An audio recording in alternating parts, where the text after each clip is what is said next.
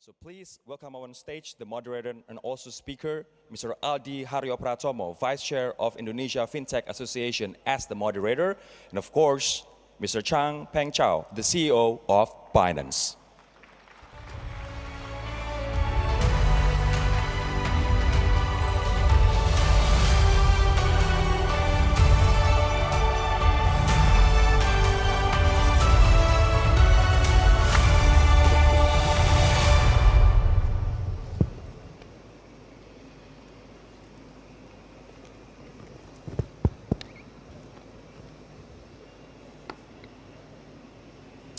Hello, everybody. My name is Aldi. I'm the Vice Chair of the Indonesian FinTech Association, and we're here today with CZ, who runs the world's largest cryptocurrency exchange. At the peak, they traded 24 hours, $170 billion of crypto. So this week has been a really eventful week for crypto.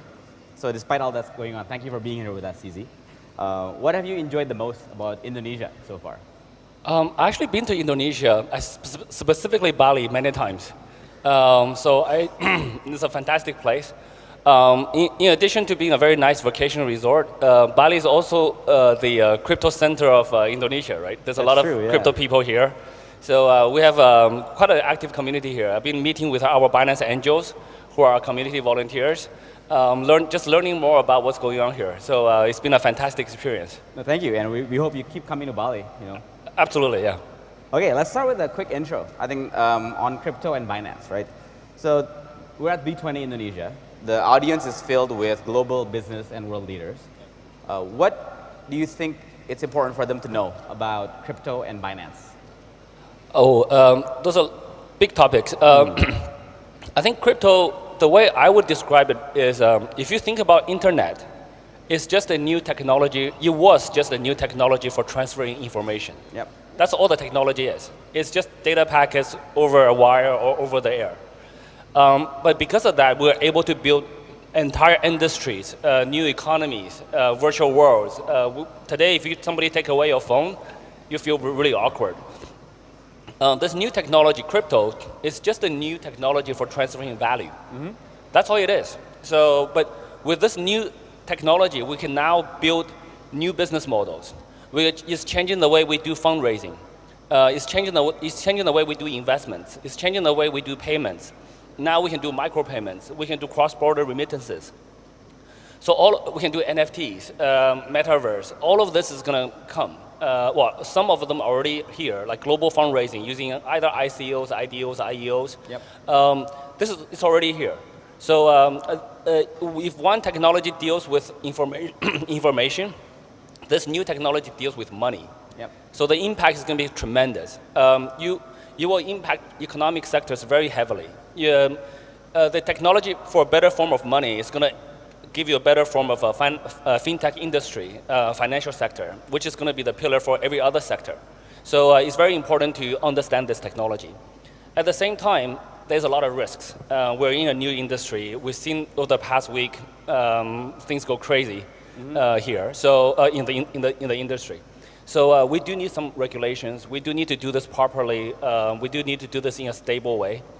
So all of that is happening. Binance is one of the larger players in the industry. Most people know Binance as a cryptocurrency exchange, but we actually have much more than that. We also invest and own multiple decentralized wallets. We also own CoinMarketCap, which is the most visited website in crypto for information. We invest heavily in DeFi, in blockchain technologies, etc. So we also invest very strongly in local economies in different parts of the world. So we also we are probably one of the few platforms who push very heavily on education and charity, etc. So Binance is more like an ecosystem of tools that we want to help people to access crypto with. Oh, thank you. That's a very broad explanation. So let's dive into the use cases, right? Because ultimately it's about being useful. That's what a technology should be. So you mentioned about crypto's function as enabling entrepreneurs anywhere to raise money globally, like Polygon in India, for example, right? But on the flip side of that is the risk for capital flight. Because if money can come in, money can also come out. This has been a concern that some regulators and banks have expressed. What would you say to that concern over the benefits of actually being able to raise money globally? Yeah, so I would actually say the reverse. If money couldn't go out, money would not come in, right? So as a, as kind of an offshore business, to start a business in Indonesia, to register for a license, I think you have to deposit like $5 million US-ish. Yeah, around, yeah. Right, so like 3 to 5 million-ish US dollars. And the first question people will think about, hey, I can wire the money in, but at some point, can I wire the money out? So if the second one is not guaranteed, it's not open, people will not wire money in. So, and blockchain provides a very, very useful tool for entrepreneurs in Indonesia or in any other place in the world to raise money. Today, any entrepreneur with a decent background, with good reputation, with a decent product idea can raise 10, 20 million US dollars in a matter of days. Whereas doing the same thing through the traditional VCs will take years. And also, I think Indonesia does not quite have a very strong VC ecosystem. Like, compared to the size, in dollar terms, compared to the US guys, are much smaller. It's still young. Yeah, it's still young. But just because we're still young here, we can leverage a new technology. In the US, the VCs are so established, they're actually more scared of this new technology. Because we're young and we don't have such heavy establishments yet, we can just use this new technology for entrepreneurs to raise money. This is the most direct form of foreign direct investment. So every country, every leader I spoke to, everyone wants foreign direct investment. But why don't you let entrepreneurs raise money using the blockchain through ICOs, et cetera? So this technology provides that. Yeah, so your recommendation essentially is for the regulators to open up, right? But also another part of what brings foreign capital in and capital out is taxation. There was a recent crypto tax introduced, for example, in Indonesia and some other markets. What do you have to say about those? Yeah, so I actually think the current tax, the new tax that was introduced recently in Indonesia, is not optimal. I think tax is perfectly fine, and the way to achieve the highest amount of that you can tax is actually through, I think, which could be wrong, is actually through a lower tax number. So look, if you take things to the extreme, right? If you tax $99 out of a $100 transaction, you're not going to get any tax because no one's going to do that transaction. And also in crypto, there's less of a country border concept. When you tax the local entities very heavily, well, the local the transactions that happen on local platforms very heavily, all those transactions are going to move to offshore platforms. And then you actually end up taxing very little. If you tax a little bit and the transaction volume is high, then the total amount of tax you receive is actually higher, right? So it doesn't mean higher percentage tax always give you the highest return or highest tax collected. Also, I personally would highly recommend don't tax on the user transactions. If you tax 0.12% per user transaction, that's not going to be a lot of transactions. Tax the businesses in the industry. So tax corporate income. And in order to tax corporate income, you should give licenses more easily. When you give a license, then you can ask for data. Then you have a conversation. So then you have control. If you don't give licenses, and most platforms are operating either offshore or in other ways, so quite a number of things are counterintuitive. It's much better to give licenses, to be open, and then I highly recommend not taxing the user transactions, but tax corporate income. Understood. Okay, let's move on a little bit.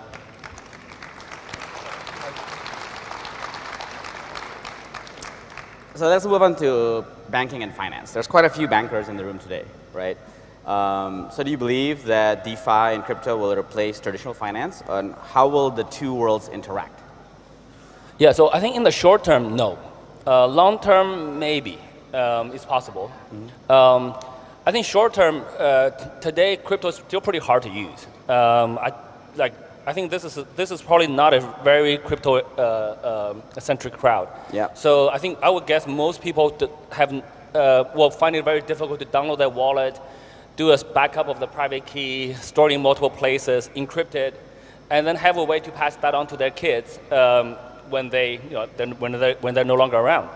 So all of that is quite hard to do today. I think today, today 99% of the wealth is still in fiat currencies, traditional financial systems. So we need to integrate the two so that people can start to use this new technology in a steady fashion. But the growth here is going to be faster than the growth in the traditional financial spaces. So so that trajectory looks kind of like that, but kind of bumpy, to be honest. But in the long future, though, I do think as the 10, 20 years, as the next generation comes into play, they will be crypto natives. Like the teenagers today, they look at crypto, they think that's just very normal. So 20 years, like the teenagers are 30 something, they will be doing businesses in crypto only. So crypto is a much easier form of money. It's much easier to do transactions once you know how to use it. It's much lower friction, and it's much global. So it has some advantages. Yeah, it has some really significant advantages, but today it's just not hard. It's kind of hard to use. So over the long term, when we solve those usability problems, I think more and more people will migrate to crypto. Yeah, and you always mention in the past about Binance's role as being a platform of platforms, right? Where you're leading the charge in building the technology to increase mass adoption. So what do you mean by that? Maybe explain to the audience. And what are the things that still need to be built in your mind today to get so that everybody in this room in the next few B20s will actually have a self-hosted wallet? Yeah, so what we try to do is just to provide access to crypto. It could be liquidity that people want to buy and sell. That's a very basic form of it. That's the exchange. Most people think of us as only doing that. But anything that helps people, like CoinMarketCap, is a place for people to access crypto information. So most people use that website to look up, coin, the history, etc. So happy to provide that. Even custody, self-custody wallets, as we were mentioning before, Trust Wallet, we provide that. That's a tool that people hold their own private keys on themselves, and they hold their crypto funds. And we have we don't want to control. Well, we don't want to touch that. So, and we also help other entrepreneurs in the space. We invest very heavily in the ecosystem, and actually our investments have done really, really well over the last 4 years. I think we've done over 70x over the last 4 years, wow. even at today's prices. So yeah, so we just want to help to build tools. I think the talk I did here like 3 days ago. Yeah, so I learned from a very senior guy in Google. He said, look, Google provides a number of infrastructure services in the internet space.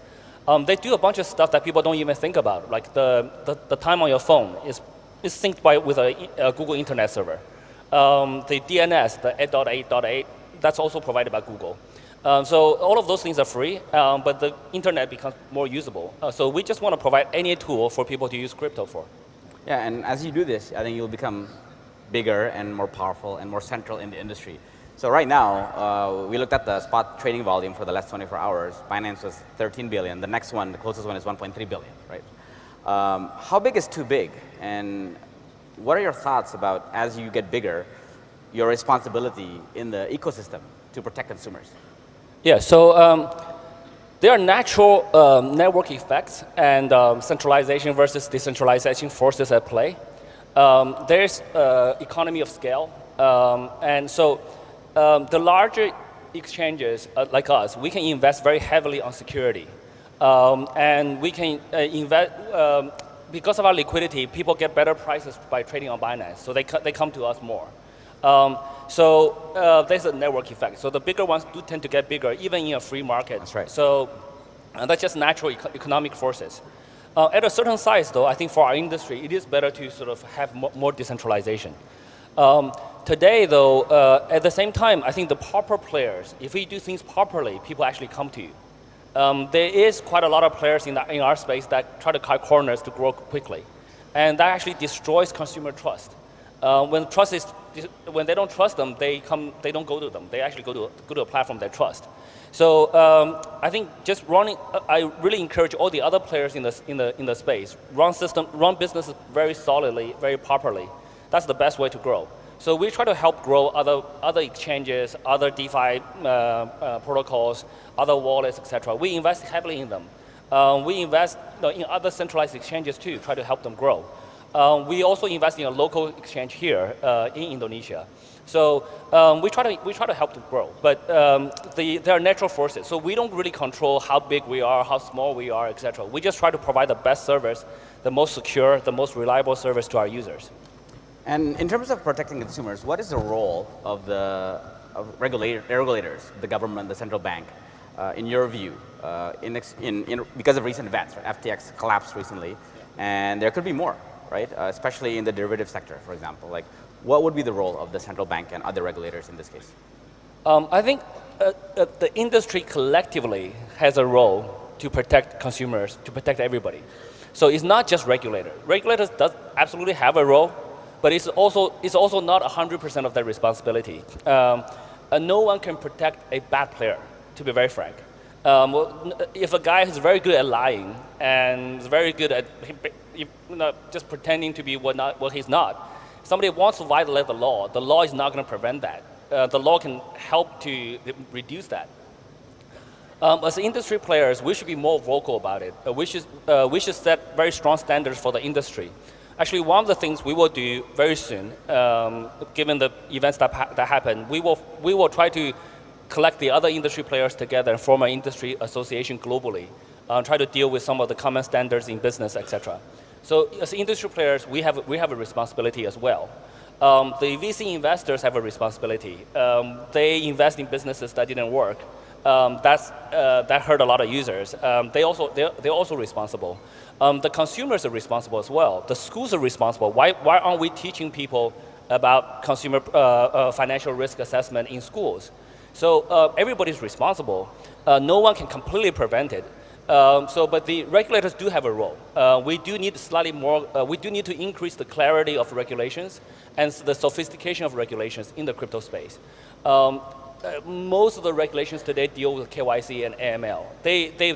The natural response is to borrow the regulations from traditional financial systems. How do we regulate banks? Most regulators think of crypto exchanges like banks. But crypto exchanges operate very, very differently from banks. In a bank, it's very, very normal for a bank to move user assets for investments and try to make returns. In crypto, if you run a crypto exchange that way, it's almost guaranteed to go down. To the traditional financial regulators, to them, they may not even be thinking about this before this week. But we, Binance, have always held 100% reserves of user assets. And we're leading the way to do proof of reserves, publicly disclosing all of our cold wallet addresses. And other industry players are forced to follow, because if they don't follow, they become even smaller. And when they follow, some of them have some issues now. So, but we as an industry, we need to increase the transparency. We need to work very closely with regulators all around the world to make this industry more robust. But there's a strong role for regulators to play, but we can't blame this on anybody, or any single party. Understand. Actually, that's actually the point, right? Because crypto is a borderless technology, and yet regulators are now operated based on borders. So what is your thoughts on that, crypto as a global phenomenon versus like local exchanges that exist in different markets? Yeah, so there's like a balancing force between technology innovation versus traditional concept of a country border. Yep. If you think about a country border, that's a human-made concept, right? So in the natural world, the country border doesn't exist. It's just like a bunch of guys agree, this is the border, that becomes the border. And now the technologies we have, we're post-internet. We now have blockchain. The internet doesn't have a lot of borders. Today, when you use the internet, you do a Google search, you click on our Twitter ad, guess what? That's run by a company in the US. It's kind of borderless. And when you click on an ad, that revenue goes to the US or some other country. Or it could be a local company here servicing other people around the world. But in the blockchain world now, we're post-internet, it's going to be much, much more global. So each country should try to develop their local talent, the local, what we call Web3 economy, so that they can service the rest of the world. The better the country, the better countries that can do that, the more money they will make from the rest of the world. So the old concept of like limiting everything by a country border is going to be quite tough going forward. Yeah. Yeah, and you mentioned about talent, actually, interestingly, because I think the competition for talent is also global now, right? And you yourself actually worked in started a worked in the crypto or like a trade exchange in Tokyo, right, a while back in 2005. What advice would you give to the Gen Z now, who is starting out, right? They were digitally native, now they're crypto native. What would you say to them today to build their careers? It's a tricky one. So I think different people have different skill sets. I typically recommend people, especially the younger generation, to become good at one thing first. Because of the global competitiveness, so today we can hire the best programmer anywhere in the world, in Indonesia, in Jakarta, in other places. They can work from home. So the competition is global now. So you got to be very good at what you do. And if you try to be very good at many things, it's quite a bit harder than trying to be good at one thing first. But as you become more seasoned, more experienced, people can become more generalists. Founders, CEOs are typically generalists. But I typically recommend people to be good at one thing first, and then grow from that. And also have a very global mindset. Don't just look for jobs in the local economy. If you're a programmer, for example, there probably are higher paying jobs in more developed countries, etc. But you can work from here and live here, and it's a beautiful lifestyle here, and have those jobs. And also learn about new technologies. The world is changing really, really quickly. So for the younger generation, always learn about new technologies. No, thank you. Any closing statements for the audience? Not much. I mean, so over the last week, there's so much turmoil in our industry. But I want everybody to understand that's not reflective of everything in the industry. The industry goes through ups and downs. We have one or maybe even more bad players in the industry, but the industry is still growing. So we're still building. Yeah. So thank you for your support. Yeah. Thank you very much, CZ, for your time today. Everybody, CZ. Thank you so much.